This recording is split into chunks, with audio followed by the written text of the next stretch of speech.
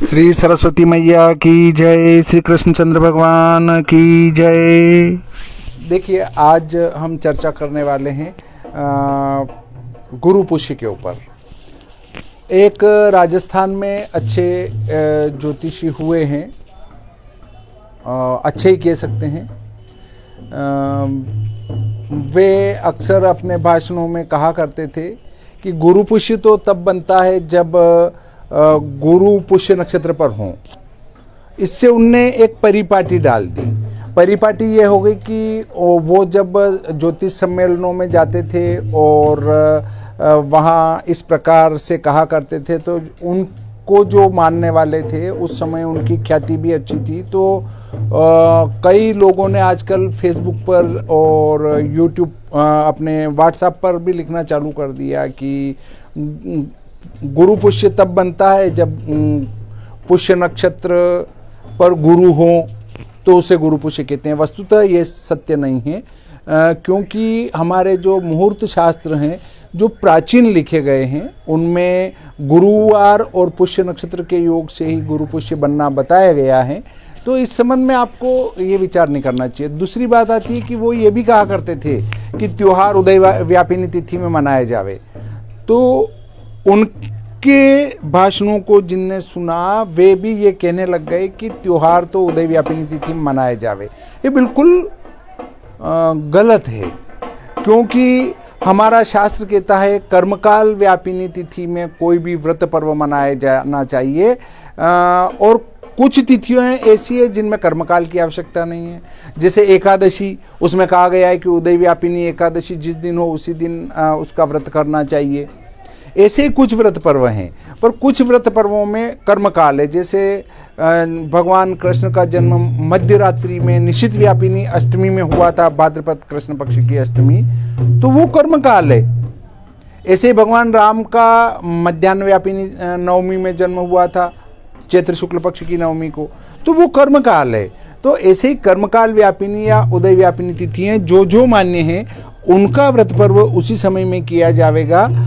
परंतु उनने ये भी एक परिपाटी डाल दी कि उदय व्यापिनी तिथि में आप तो व्रत कर लें।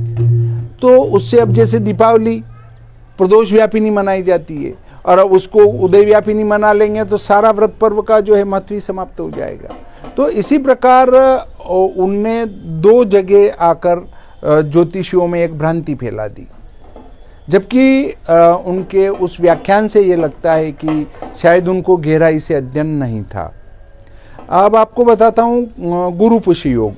गुरुवार और पुष्य नक्षत्र के योग से एक तो गुरु पुष्य बनता है, अमृत सिद्धि योग बनता है और सर्वार्थ सिद्धि योग बनता है।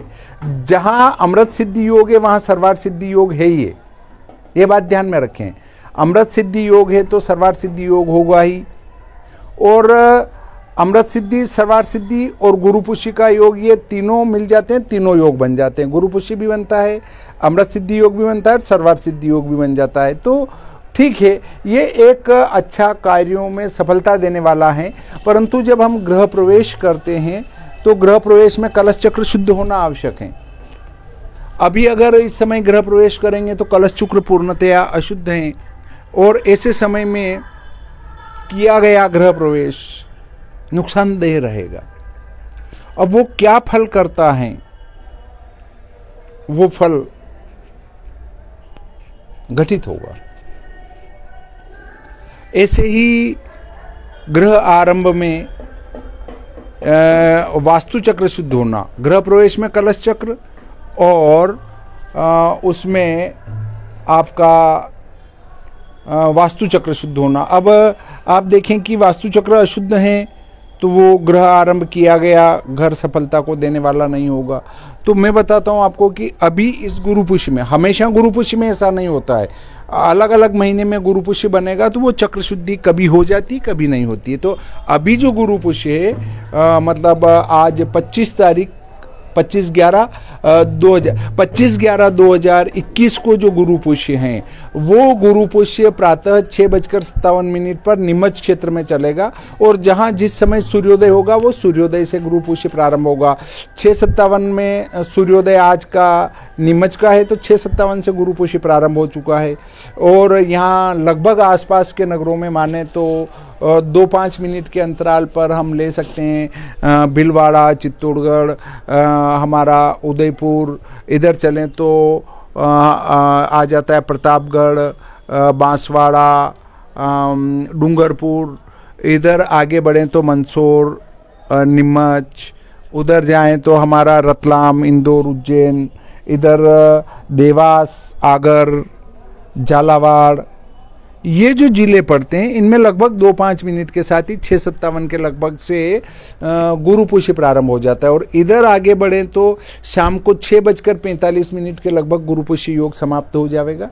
देखिए ये गुरु पुष्य जो है और लगभग सभी शुभ कार्यों में अच्छा माना गया है, परंतु यहाँ पर देखें हम तो गुरु पुष्य योग में आपका मशीनरी चक्र जो है जिसको कहते हैं शकट चक्र, शकट चक्र शुद्ध नहीं है। शकट चक्र अशुद्ध होने से वो भंग कारक योग है। अब गुरु पुष्य में यदि आप आज के गुरु पुष्य में 25/11/2021 को जो गुरु पुष्य है उसमें चक्र अशुद्ध हैं, शकट चक्र, तो वो भंग कारक योग बनाता है। अगर आज वाहन खरीदा जाता है तो वो भंग कारक योग बनता है, अर्थात वो उसका कहीं एक्सीडेंट होने की संभावना है। दूसरी बात पर चले हम तो इसमें व्यापार आरंभ का चक्र शुद्ध है और वो चक्र शुद्ध होने से इस दिन अगर आज व्यापार आरंभ किया जाता है तो वो शुभदायक रहेगा और सभी के लिए लाभदायक रहेगा।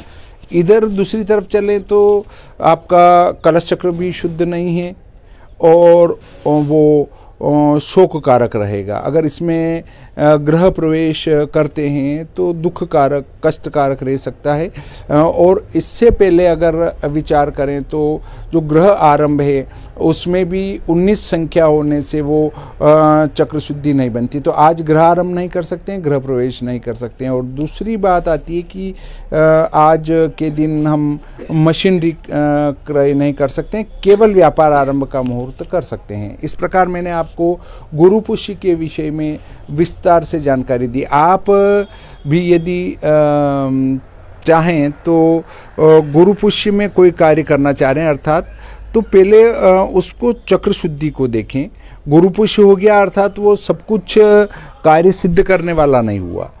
हो सकता है वो गुरु पुष्य में किया गया कार्य असफल भी हो। अब जैसे गुरु पुष्य और वैवाहिक कार्य कर रहे हैं, तिलक कर रहे हैं, सगाई कर रहे हैं, तो वो गलत है, क्योंकि पुष्य नक्षत्र को ब्रह्मा जी का श्राप है कि तुम्हारे अंदर विवाह नहीं होगा। तो वैवाहिक कार्य में भी जितने भी वैवाहिक कार्य हैं उनमें पुष्य नक्षत्र प्रशस्त नहीं माना गया है। अर्थात कोई भी वैवाहिक कार्य पुष्य नक्षत्र में नहीं करना चाहिए, क्योंकि पुष्य नक्षत्र ब्रह्मा जी के द्वारा श्रापित है। सारे कार्य पुष्य में सिद्ध होते हैं, परंतु आपका एक कार्य जो है वो कौन सा है, वो वैवाहिक कार्य है, वो इसमें सफलतादायक नहीं होता है। तो हमें कभी भी भूलकर भी वैवाहिक कार्य पुष्य नक्षत्र में या गुरु पुष्य मिल जाए तो भी आरंभ नहीं करना चाहिए। और तिलक वगैरह है, कोई भी दस्तूर वगैरह है, ये भी पुष्य नक्षत्र में नहीं करना चाहिए। इससे बचने की कोशिश करना चाहिए कि पुष्य नक्षत्र हैं तो हम इसको छोड़ दें। क्योंकि जब ब्रह्मा जी की पुत्री की शादी थी तो वे उस पुत्री पर मोहित हो गए थे और इसलिए उन्होंने पुष्य नक्षत्र को श्राप दे दिया था कि जा तेरे अंदर कभी कोई शादी विवाह का कार्य नहीं होगा। तो इससे जो है वो शादी विवाह का कार्य इसमें प्रशस्त नहीं माना गया है। तो आप समझ ही चुके होंगे कि किस प्रकार से पुष्य नक्षत्र लाभदायक भी है और लाभदायक न भी है। तो हम आज का प्रकरण यहीं समाप्त करते हैं। श्री सरस्वती मैया की जय, श्री कृष्णचंद्र भगवान की जय।